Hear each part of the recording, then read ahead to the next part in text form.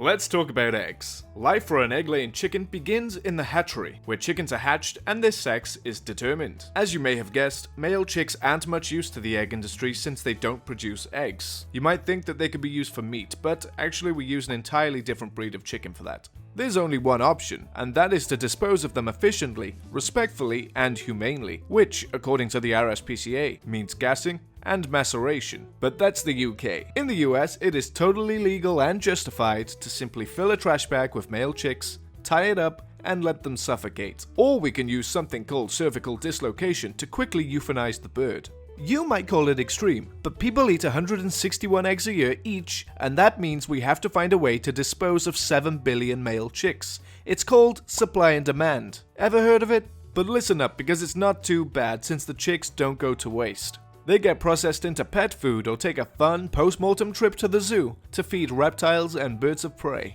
Or, get fed to other chickens. If you think about it, some of them probably get fed to their own sisters. I don't know. I don't keep track of that. You know what, maybe don't tell anyone about that, Pat. Anyway, if a chick is born female, things are a little bit different. Their first port of call is the trimming station, where these cute little fluff balls have their beaks and their back toes, trimmed. We heat up these sort of mini guillotines to 1500 Fahrenheit. That's around 750 Celsius. Or we might choose to go for infrared. Now you may have heard that we don't use any kind of anesthesia for this process, but you'll be happy to learn that we don't legally have to. We're not breaking any laws. Seems a bit mean on the surface, but it's for their own good. You have to remember that these chickens are going to spend their life in intense confinement, which can make them aggressive, and we don't want them pecking each other's eyes out. A trimmed beak is painful, which means we see reduced activity and a lack of preening and pecking, which translates to fewer injuries. You see, we're animal lovers at heart. Oh, and it stops them from eating their own eggs, which I think we can all agree would be disastrous. But with such advantages comes a cost, because the pain prevents some chickens from eating, meaning that some do die of starvation, but most don't, so. After spending 16 weeks at a rearing site, the chickens are mature enough to be sent to a laying facility where they'll live out the rest of their lives. In the US, 98% of layer hens are sent to factory farms. This is where you see those images of long dark bands crammed full of cages, which in turn are crammed full of birds. The legal requirement is a space a little under an A4 sheet of paper per bird, 10 birds to a cage, and enough height that the hen can stand. But I'm sure we've all lived in studio apartments. It's true that the hens won't see sunlight and they won't experience fresh air until the day we transport them for slaughter. But this restriction on movement means that we can pack more chickens in and pass the savings on to the customer. You're welcome. In the UK, battery cages must be enriched, which gives hens a little more room and allows cages to house 80 hens. I'm not sure if it makes much of a difference, and neither do Luxembourg, Austria, or Germany, who have either banned them or are phasing them out. At least in the US, we're honest. Ish. This brings me on to free-range eggs. Everyone knows that the ethical option is to purchase free-range. At least, that's what we let people believe. But I'll let you in on an industry secret. There is very little difference between battery farms and free-range farms. Let me explain. According to the RSPCA UK, legal requirements for free-range eggs allow up to 9 hens per square meter and a flock of up to 16,000 birds, which pretty much guarantees situations like the ones you're seeing on your screen right now.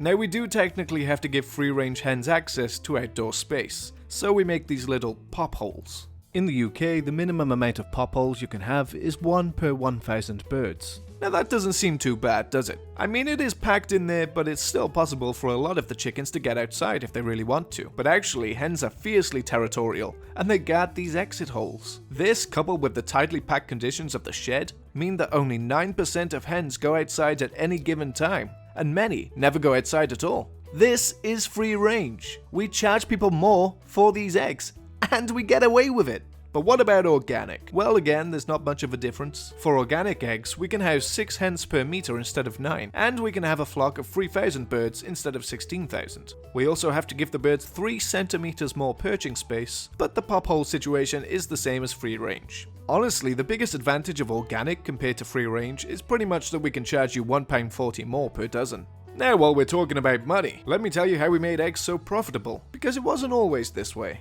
The modern-day layer hen has undergone over 8,000 years of artificial and natural selection since being domesticated by humans. In this time, which is a relatively short time in terms of evolution, let me tell you that, we have managed to get them from laying 10 to 15 eggs a year to around 300 eggs per year. okay? That is more than 20 times over, and a lot of it is recent. Even 100 years ago, the average hen laid 80 to 150 eggs a year, so we really have come a long way. And while this is obviously great for profits, it does have to be said that it takes a toll on the hens' bodies, which we need to be careful of since a dead hen means fewer eggs and, ironically, less profit.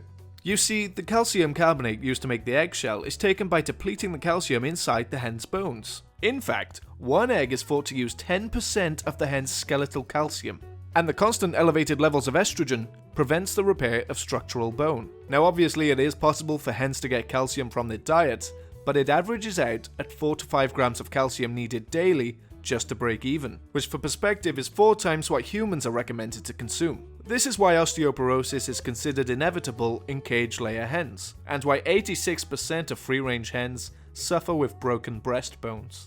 And unfortunately, the complications don't stop there.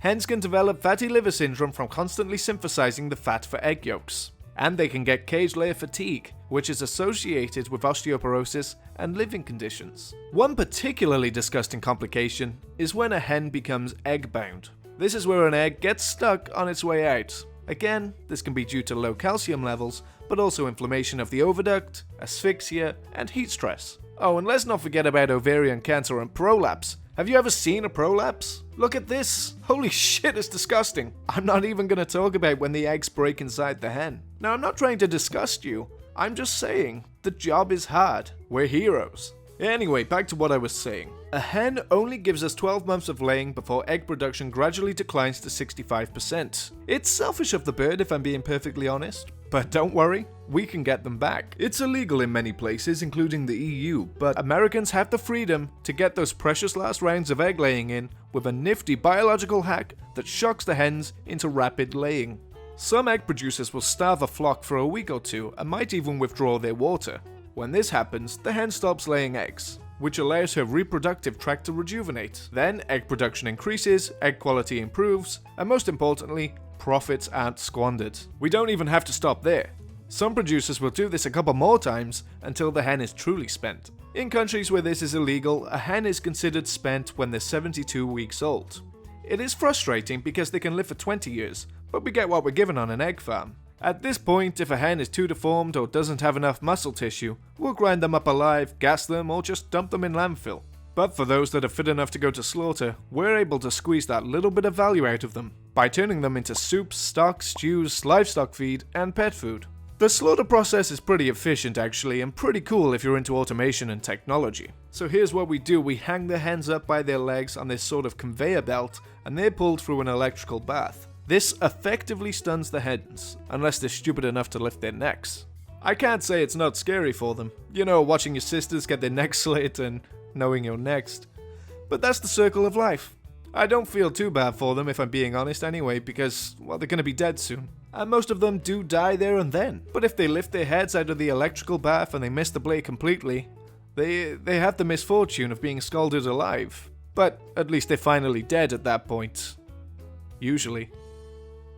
Everything you just saw is standard practice, and I have backed up every single claim I've made. Almost every source is the industry themselves or those who uphold it. But even if you think I have lied, exaggerated, or misled, there is no escaping that the egg industry still kills animals and still puts chickens through tremendous suffering. If you don't want to be responsible for this, the only way is to stop paying for it. Thanks for watching.